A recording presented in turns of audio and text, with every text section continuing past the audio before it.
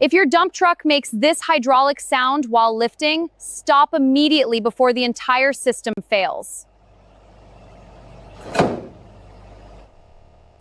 Low hydraulic oil is one of the biggest reasons your dump bed suddenly gets stuck or moves very slowly.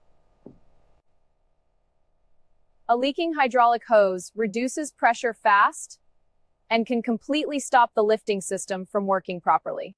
Sometimes tightening one loose hydraulic fitting can instantly restore proper pressure back into the entire system.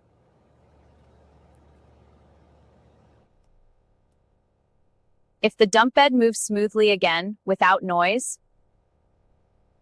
your hydraulic system is finally safe to use.